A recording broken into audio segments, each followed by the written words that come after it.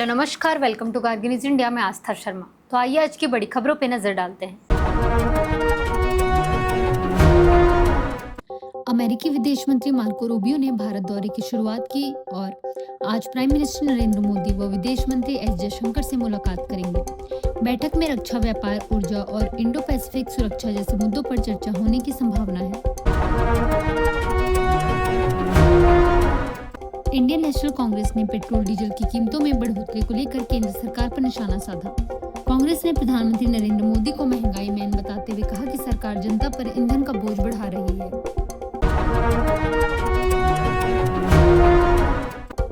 प्रशांत किशोर ने एनटीए पर निशाना साधते हुए कहा कि अगर एक भी सवाल लीक हुआ तो पूरा पेपर लीक माना जाएगा। उन्होंने कहा कि नीट उम्मीदवारों के साथ सिस्टम पूरी तरह विफल साबित हुआ है।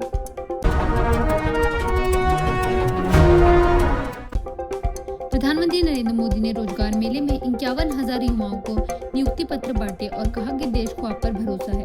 प्राइम मिनिस्टर मोदी ने कहा कि दुनिया भारत के युवाओं और देश की तकनीकी प्रगति को लेकर बेहद उत्साहित है।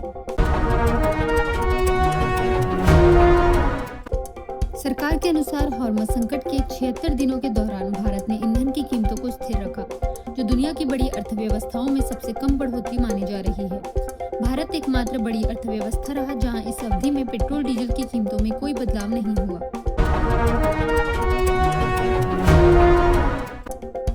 अमेरिकी विदेश मंत्री मार्को रूबियो भारत दौरे पर हैं, लेकिन इसी बीच ट्रंप प्रशासन ने भारतीय प्रवासियों पर सख्त कार्रवाई शुरू कर दी है।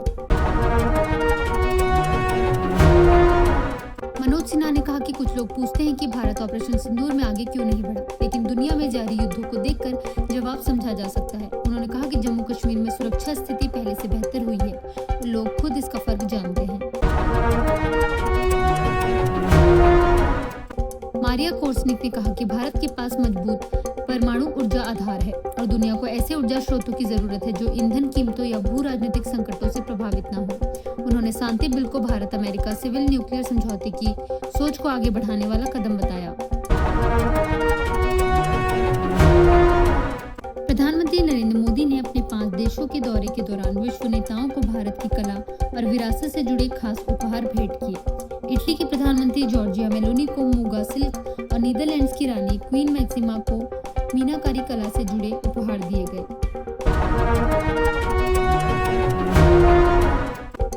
बीवी नागरत्ना ने कहा कि पेशे में सिस्टरहुड बेहद जरूरी है ताकि महिलाओं की पहुंच केवल व्यक्तिगत उपलब्धियों तक सीमित न रहे। वरिष्ठ वकील इंदिरा जयसिंह ने कहा कि हाईकोर्ट की 3 महिला मुख्य न्यायाधीशों को सुप्रीम कोर्ट में पदोन्नत किया जाना चाहिए।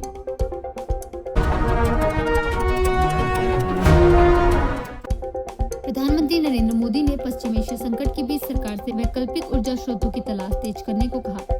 प्राइम मिनिस्टर मोदी ने कहा कि सुधारों को तेजी से लागू करें क्योंकि विकसित भारत 2047 सिर्फ सपना नहीं बल्कि संकल्प है।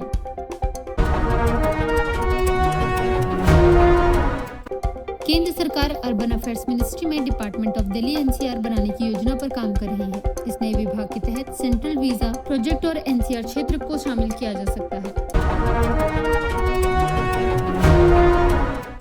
बुरहान हमजा को पीओके में मार गिराया गया है। बुरहान हमजा 2019 के पुलवामा आतंकी हमले का मास्टरमाइंड था, जिसमें सीआरपीएफ के 40 जवान शहीद हुए थे।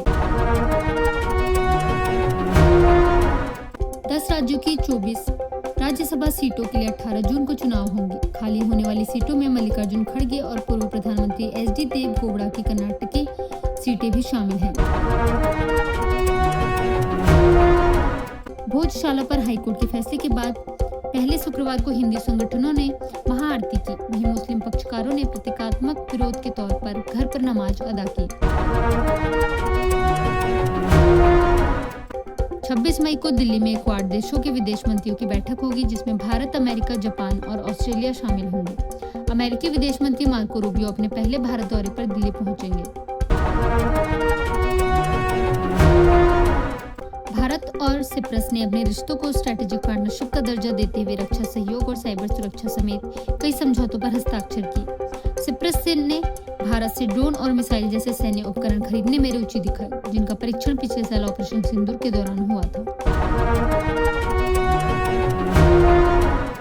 केंद्रीय गृह मंत्री अमित शाह ने कहा कि जल्द ही स्मार्ट बॉर्डर प्रोजेक्ट के जरिए पाकिस्तान और बांग्लादेश सीमा को अभेद्य बनाया जाएगा। उन्होंने कहा कि वर्षों से जारी घुसपैठ को अब निर्णायक रूप से रोकने का समय आ गया है।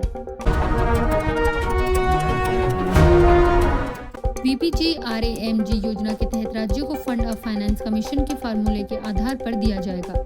वहीं MGNRGS में राज्यों को अकुशल काम मांग के हिसाब से पैसा मिलता था।